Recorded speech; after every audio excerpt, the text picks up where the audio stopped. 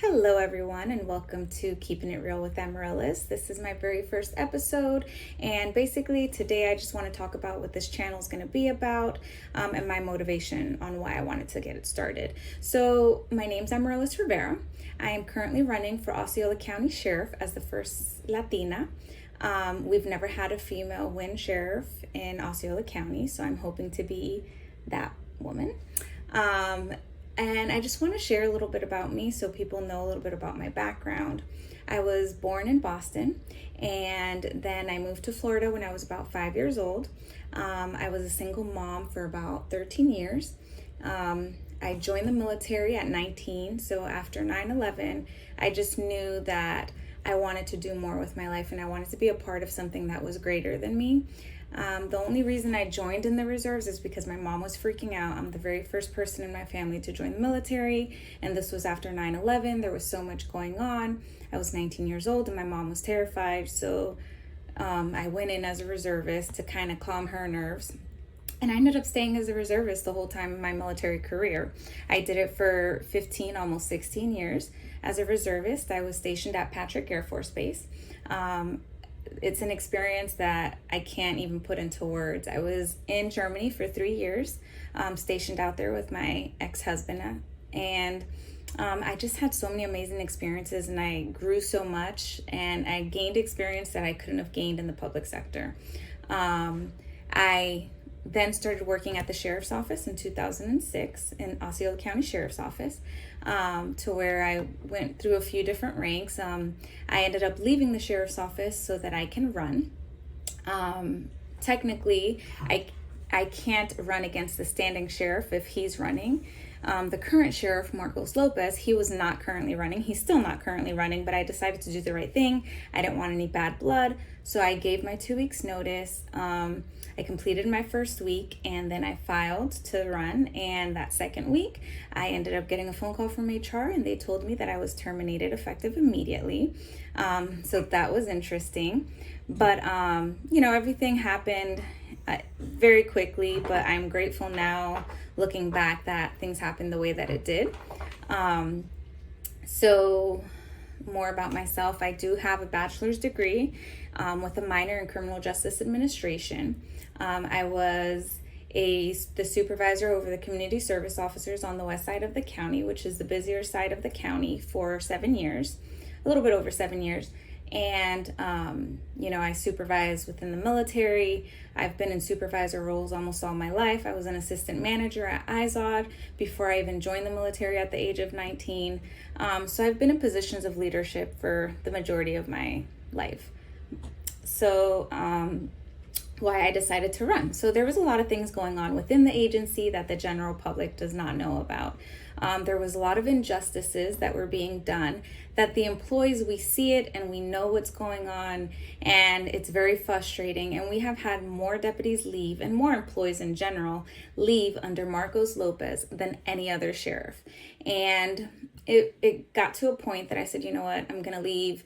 I just felt like there was a lack of integrity within the agency, so I decided that I was going to go. Particular friend brought it up to me, and they said that I should run for sheriff. And I was like, yeah, no, that's not something that I was interested in doing, so I didn't even give it a second thought. Then a couple months passed, and another friend told me the same thing because they knew that I was leaving after 17 years, and they're like, you should definitely run, we need change. And I still was not interested. I'm not into politics. I think it's necessary, but I know that politics can get very dirty, and I just didn't want any part in that. And I knew the sacrifices that I was going to have to take, because at the time I was living in Lake Nona. So I was going to have to sell my house where I was, and I was going to have to move back to Osceola County, because I had moved to Lake Nona 2 years prior. Most of my life I've lived in Osceola County though. And so that was one risk. Another risk was that I was going to have to quit my job so that I can run. So it was a lot of risk that at the time I just didn't feel that I would want to take as a single mom. So I decided, I didn't want to do it. However, that seed was planted in my mind, and I kept thinking about it. And I went to Bible study. I'm a Christian. For me, my faith is very important. And one day at Bible study, I told the girls, I said, listen, I keep thinking about it. It's like something that's not leaving my mind. Can you ladies pray on this with me? So they did. And after we continued to talk, the girls were like, you need to do it.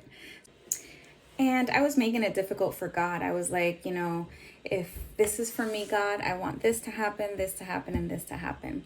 And all those things kept happening. For example, I was with my boyfriend for about a year.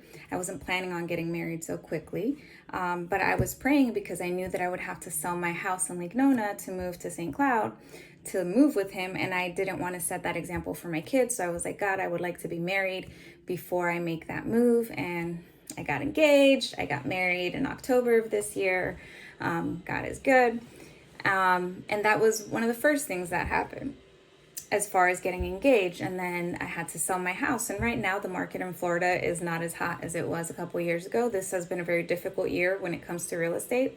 And I said, God, if this is for me, when I list my house, I want it to sell quickly. So literally within 2 days, I had 9 offers. I ended up selling it for $5,000 more than what I listed it at.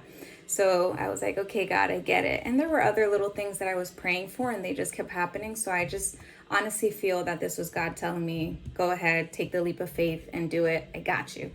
So that's what I've been doing. And I will say this process has not been easy. I have learned that politics can get very dirty and there is some corruption. However, I'm trying to do everything with integrity. And, there's been times that people have counseled me on what I should do and how I should do it. And I'll tell them no. I said, if I'm going to win this, I'm going to do it with integrity. And I'm not going to budge and I'm not going to kiss anyone's butt just because I'm going to get a vote or because they're going to give me money. So I'm taking a little bit the harder route. However, I'm confident that it'll work in my favor. So in this channel, basically what I want people to come up with topics of things that they want to talk about. So there's things going on within our county, within the sheriff's office that people just want to know. I've have people ask me all the time, what exactly is it that's going on? Or where is this money going to? Or what is going on? Why are you guys not able to retain officers? And, I have all these conversations on a regular basis. And I think that more people should know on things that are going on. So I want to educate people because I think that it's important to make an educated vote. Don't just vote for someone because their race or ethnicity or gender. Vote for someone because you know what their qualifications are. And for me, that's important. So I want people to know, hey, yeah, she's qualified. She has leadership experience. She has military. She has law enforcement. She has a degree. I don't want to win and I don't want people to vote for me only because I'm a female. Yes, I would love to be the first female sheriff to win in Osceola County. However, I don't want to win that without people having faith in me as a person and knowing that I can do the job. So I don't want to talk too much today about the other candidates because I wanted to make it a little bit more about me. So I am a Democrat. I've always been a Democrat. Basically, as a Hispanic, when you first start getting into politics, you just go under whatever your parents are. And that was Democrat. My mom was Democrat, so I just signed up as a Democrat. As time has gone on, I do feel that I am a little bit more on the conservative side, which I know a lot of people don't like, but I really feel that it's important for me to be honest about that because even though I am a Democrat, I still have very conservative beliefs. And I think that that should be expected with anyone who works in law enforcement, because if you work in law enforcement, you're going to have more, conservative beliefs. And if someone is saying that they don't, then, they're lying. Working in law enforcement, you're going to be a little bit more on the conservative side. So I am, I still think it's very important to vote for the person and not the party. I think we get so stuck in voting only for the party. There's times that I vote Republican. There's times that I vote for an independent person. There's times that I vote for a Democrat. I try to do my research and I vote based off of the person, not based off of the party. So I encourage everyone to do that. Sometimes the Democrat may not be the best person. Maybe the Republican is not the best person. Do your research. see what that person believes that's running and vote based off of an educated vote on what you think that person is going to do. It's very important that you get out there and vote. There's so many people that just don't vote. It's really sad, but in Osceola County, the amount of registered voters compared to the amount of people that actually go out and vote, it's actually very sad. I'm Latina, so I know that one of the issues is that in other countries, for example, Puerto Rico, Venezuela, Colombia, very Latin countries, there's a lot of corruption when it comes to politics. So they come here and they think my vote doesn't matter, or they register as independents because they want nothing to do with either of the parties. So what's difficult about that is that if you're registered as an independent, you can't vote in the primaries, for either a Republican or a Democrat. And it's very important that, you get somebody on the ballot. So in the primaries, for those that don't understand how the process goes, for example, there's going to be about 5 Democrats. And out of those 5 Democrats in the primaries, they decide which one is the one that's going to go forward. So out of the 5 of us, if I don't win in the primaries, I don't get to go to the final. Right now, we have 1 Republican, which is Mr. Martinez. We have, right now, it's 4 Democrats, and I'm expecting 2 more people that are going to run. So I believe this time it's going to be about 7 of us, which is going to make it very difficult because most of us are Hispanic. So what happens is that it's going to split the Hispanic vote. So it's very important that people come out and vote for whoever it is that you want to win. If you don't know if you're registered to vote, get out there. You can do it online. You can check to see if you're registered to vote. If you would like to vote for me and you're registered as an independent and you're just not sure how the parties work, you can reach out to me. You can email me. My information is going to be on my channel. But I can't stress enough how important it is for you to get out there and vote, especially when it comes to your local elections. So a little bit more about me is that I'm a mother. I have 2 awesome kids, a 17-year-old daughter who is currently a senior, and I have a 13-year-old son. I am big on family. My kids are my world.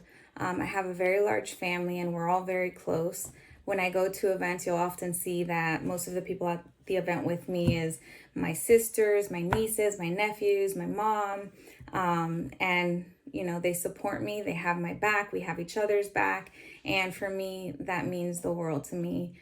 I'm, still starting in my campaign. So I'm raising money. I'm going out there. I'm meeting people, talking to people. I know it'll get a lot more intense as next year comes along. But for right now, I feel like I'm right on track. I feel pretty confident. I've made amazing contacts and I just want to get out there and talk to people. Things that I want to do if I win, there's a lot, but if I went over everything that I want to change, I would be here all day. So, but just to give you an overview of what my priorities are. First for me is retention. We've lost so many deputies, so much experience, and I think that there's an issue there. And as far as hiring people, it's a hard time, as far as hiring law enforcement. So it's crucial to focus on retention because right now we're getting a lot of young people. One of the things that Marcos Lopez changed is that he changed the hiring age to 19. I don't agree with that. If I win, I will change that back to 21 because I just feel that a 19-year-old does not have the life experience needed to do this job. And some people may agree with me and some people may not. I know that the current administration, they say that people are leaving because of money, because Orange County and OPD make more money. But we've never compared to them as far as how much we make. Orange County and OPD, they've always made more money than us. They have Disney, their government has more money than us. So we've never been able to compare. So if we've never made what they make, why is it that now so many people are leaving? Why is it that now we can't retain anybody? And there's a lot of ideas that I have as far as recruiting. I teach at the academy and I know that the agency just doesn't spend much time going there and getting to know the people that are going through the academy. So for me, that's one of the things that is super important. Another thing that's very important to me is training. I just feel that we lack a lot of training, and there's a lot of things that I think we need to focus on. So training for me is huge, but it's very difficult to make time for training when we barely have enough deputies to work the road. So these deputies are from call to call to call. Some of them barely ever get a break. They're working later, coming in earlier. Right now they have mandatory on-call, so they work their normal shift, and if on their day off they get called in to work, they have to come. They don't have a choice. So the deputies and all the employees are just burnt out. So retaining and hiring more people is super important. And once we have that, then we can make the time for more training so that we can have the best quality deputies. Because there was a time that I did feel that it was like that under Hansel. Things were very different. Hansel was an amazing sheriff, and he was just a very genuine person. And he put the needs of the agency before himself. And I feel that that's exactly what we need again. And another thing that I would like to do is I want to change things more to community policing. Community policing is more of us getting to know the public and us working together so that, for the common goal of keeping the community safe. Right now, I feel what it's turned into is just the sheriff going to events, talking to people, but nothing is really changing.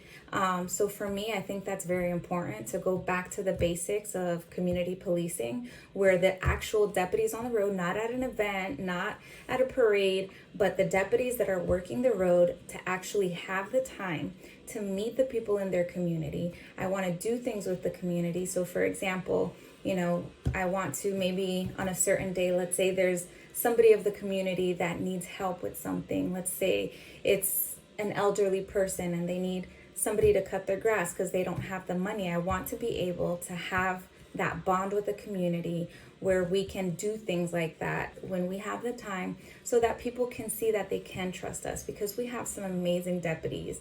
And just like with everything, I'm very blunt and I say, is there going to be some bad cops? Yes, absolutely. There's bad teachers, bad doctors. In every profession, there's good and there's bad. And eventually those people get weeded out. But for me, I want to have the best quality deputies. I want to get out there and I want to be more involved in the community, not just talking to people and not actually making any changes. I want to make changes in the community that are going to affect us all. I'm very big when it comes to community service. So as far as helping the homeless, there's so many nonprofits out there that the deputies don't even know about. So when I worked the road, people would come to me because they knew how big I was with, helping people and the homeless and stuff like that. But there's so many resources out there that we're not utilizing because the deputies don't know about it. So I want to have that, relationship with the community and the nonprofit. So I can say, oh, okay, this nonprofit does this, we can send that person and give like a little cheat sheet to the deputies so that when they come across somebody that's in need, they know where to send them. We can't fix all of their problems, but at least we can share resource with them and say, hey, this is somewhere that you can call. This is somewhere that you can go to get the help that you need, which I think that that's super important because there's such a need right now in our county. So those are just some of the topics and things that I want to change. There's a lot more. I've chosen the administration already that I want. I think that it's very important who you surround yourself with. I gave the example earlier that choosing an administration is kind of like the president, for example. The president is the president. However, it's those below him that are helping make all of those decisions. He doesn't have the last word. So it should be like that with the sheriff's office as well. So I want to have an amazing administration that is going to call me out if I'm not making a good decision, or that we can come together and come up with some progressive ideas on how to fix issues. So I chose these people based off of their qualifications, not because of gender, sex, or anything like that to meet a quota. I chose them because I know what they're capable of. I know what they're doing. So for me, that's super important. I can sit here and I can keep going all day because I literally have a whole notebook on things that I want to change. But I want you guys to ask me questions. I want you to be specific, and I want you to send me an email and say, hey, Amaryllis, like, this is what I want to know. What's going to happen with this unit, or why don't you have this type of unit, or what are you going to do to recruit more people? I want these questions, and I want to be able to interact with you because I want you to know what it is that I want to do within the agency. I feel that we've lost touch of these past two administrations when it came to Gibson and now Lopez. I feel like they just became politicians, and they forgot that their main priority is the sheriff's office. And if we don't have the correct amount of deputies out there on the road keeping the road safe, then crime is going to continue to go up. And crime is going up. And Marcos Lopez is making videos saying that crime is going down, but that's not true. It's going up. It's just that he's manipulating the stats because the county has grown so much. But that we'll talk about that another day. But I think that it's important to be transparent, and I think that our residents deserve to know the truth. So once again, if you have any questions, email me at amaryllis.rivera.com. I look forward to talking to you guys. Thank you for listening. Bye.